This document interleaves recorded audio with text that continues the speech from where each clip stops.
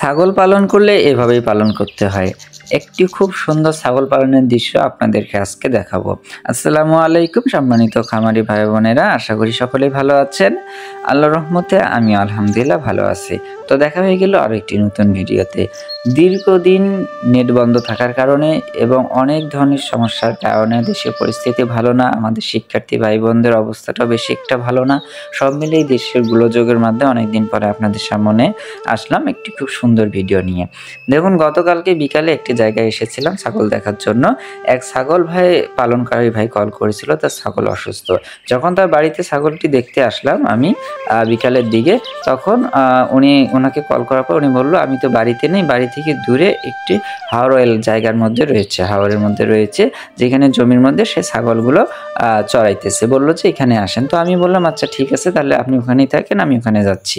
তো এখানে আসার পরে আমার মনটা পুরোটা পাল্টে গিয়েছে এবং আমি দেখে অবাক হয়েছি, এত সুন্দর জায়গায় এত সুন্দরভাবে যে ছাগল তারা পালন করতেছে, সত্যি দেখলে আপনাদেরও মনটা ভরে যাবে। আমি আসলে সবসময় চাইতাম যে ছাগল পালনের জন্য এইরকম একটি প্লেস, এইরকম একটি জায়গা। আপনারা যে জায়গাটি দেখতে পাচ্ছেন এটি হচ্ছে একটি হাউস জায়গা। দেখেন কত সুন্দর খ্যাত, এই দিকে একদম খোলামেলা জায়গা, পাশ দিয়ে ছোট একটি নদী বয়ে গেছে এবং এইদিকে পুরোটা ফাঁকা জায়গা, চরণভূমি, উঁচু জায়গা, যেখানে উঁচু রয়েছে, পানিও কম রয়েছে, শুকনো রয়েছে, ছাগলকে চড়ানোর জন্য উপযুক্ত একটি জায়গা। এই জায়গাটির মধ্যে এত স্নিগ্ধ, এত শীতল বাতাস, যেখানে আসার পর মনই ভালো হয়ে গেছে। এই ছোট্ট নদীটির পাশে দাঁড়ালে আর এখান থেকে আসতে মন চায় না। এত সুন্দর দৃশ্য দেখেন। আমরা এখানে এসেছি, আমরা ছাগল দেখার পরে পুরো 1 ঘন্টা সময় এখানে কাটিয়েছি, এখানে ঘুরেছি, এখানে সময় কাটিয়েছি, ছবি উঠিয়েছি। সত্যি বলতে এত সুন্দর একটা জায়গা আমার কাছে অনেক ভালো লেগেছে।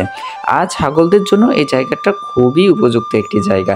আমরা এসেছিলাম যেহেতু আসরের পর, এখান থেকে সবাই নিয়ে গেছে। দেখতে পাচ্ছেন এক মুরব্বী কিন্তু আমাদের সামনে থেকে এখন কিন্তু ছাগল নিয়ে গেল বাড়িতে। এই জায়গাটায় দিনের বেলা যদি ওনারা বলল যে সকাল 11টার পর থেকে যদি আপনারা আসরের আগ পর্যন্ত এই সময়টায় আসেন, কম করে হলেও 500 থেকে 1000 গরু এখানে থাকবে, 4 থেকে 500 ছাগল এখানে থাকবে। সবাই ছাগল গরু নিয়ে এসে এই জায়গার মধ্যে চড়ায়। পুরো ক্ষেত, যেখানে পানি দেখতেছেন, ছোট ছোট জমি, এই জায়গার মধ্যে গরু থাকে আর এই শুকনো জায়গাগুলোর মধ্যে ছাগল চড়ানো হয়, কারণ ছাগল তো পানিতে চড়তে পারে না।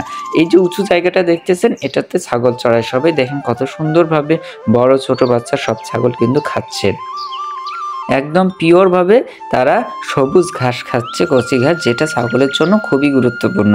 এর কারণে ছাগলগুলো অনেকটা হেলদি থাকবে, সুস্থ থাকবে এবং দ্রুত বেড়ে উঠবে, তাদের প্রজনন ক্ষমতাটা ঠিক থাকবে।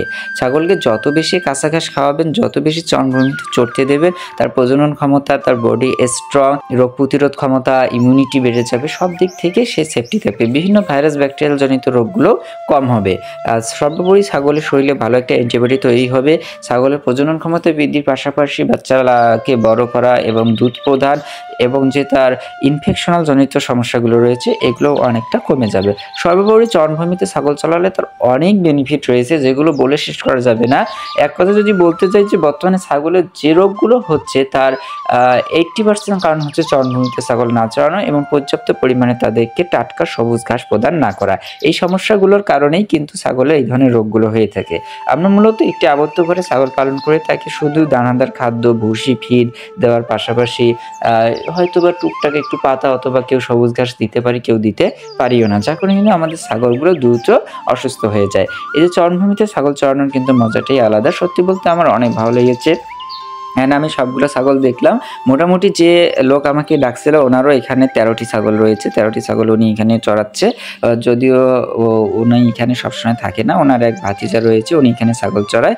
তবে এখানে একটি সমস্যা রয়েছে, যেটা হচ্ছে যোগের সমস্যা। ছাগলটা যদি উঁচু জায়গা থেকে নিচেতে নামে, ওই যে পানি জায়গাগুলো দেখতেছেন, ওখানে প্রচুর পরিমাণে যোগ রয়েছে, ওইখানে নামলে কিন্তু যোগে ধরে।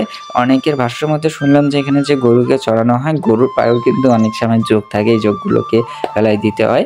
যদিও অন্যান্য জায়গার তুলনায় এখানে নাকি যোগের পরিমাণটা কম। এছাড়াও আপনারা একটি ভিডিও দেখতেন, 2 দিন আগে একটি হাওরে গেছিলাম, ওই হাট্রোর ভিতরে যে নৌকা দিয়ে গেছিলাম, ওখানে এত পরিমাণ যোগ যে আপনি যদি 30 সেকেন্ডের জন্য পা মাটিতে রাখেন, পানিতে রাখেন, তাহলে কিন্তু আপনাকে 5-7টা যোগ ধরে ফেলবে। কিন্তু সেই তুলনায় নাকি এইদিকে যোগটা কম রয়েছে আর যোগটা কম ধরে। তবে সত্যি বলতে জায়গাটি আমার এত পছন্দ হয়েছে যে আমার সুযোগ থাকতো, এইরকম একটা জায়গা থাকতো, তাহলে আমিও চেষ্টা করতাম 40-50টা ছাগল ছাগল পালন করতে। আর এইভাবে তাদেরকে মুক্ত অবস্থায় ছেড়ে দিয়ে তাদেরকে এখানে খাওয়াতাম, এখানে লালন পালন করতাম। দেখেন এদের কিন্তু কস্টিং খরচটা খুবই কম। আমি তাদেরকে জিজ্ঞেস করেছিলাম ছাগলের পিছনে আপনাদের পার ডে কত টাকা খরচ হয়। তারা বলে ছাগলের পিছনে আবার খরচ কিসের, যখন একটু রোগ হয় ওষুধ কিনতে হয় এতটুকুই, আর মাঝে মাঝে কৃমির ওষুধ খাওয়াই। তাদের কথাটা শুনে সত্যি অবাক হয়ে গেছি। তারা কোনো দানাদার খাদ্য খাওয়ায় না, সকালে ওঠার পর ছাগলকে এখানে নিয়ে আসে, সন্ধ্যাবেলা নিয়ে যায়, সবগুলো পেট ভরে খেয়ে দিয়ে এখান থেকে চলে যায়। তাদের দেখেন কস্টিং খরচটা খুবই কম। আর তারা সবাই দেশি জাতীয় ছাগলগুলো পালন করতেছে। এই ছাগলগুলোতে কস্টিং কম এবং প্রোডাকশন বেশি। তারা কিন্তু অধিক মাত্রায় কিন্তু এখান থেকে বাচ্চা উৎপাদন করতে পারে। একটি করে ছাগল থেকে সর্বনিম্ন 2টি, উপরে 3টি এবং 4টি পর্যন্ত কিন্তু তারা বাচ্চা পেয়ে থাকে। এই দেখেন ছোট ছেলেটি যে ছাগলটি ধরেছে এটা কিন্তু যোগে ধরেছিল, সেটা হচ্ছে বাম দিকের পিছনের পায়ে। এই দেখেন এই জায়গার মধ্যে যোগে ধরেছিল।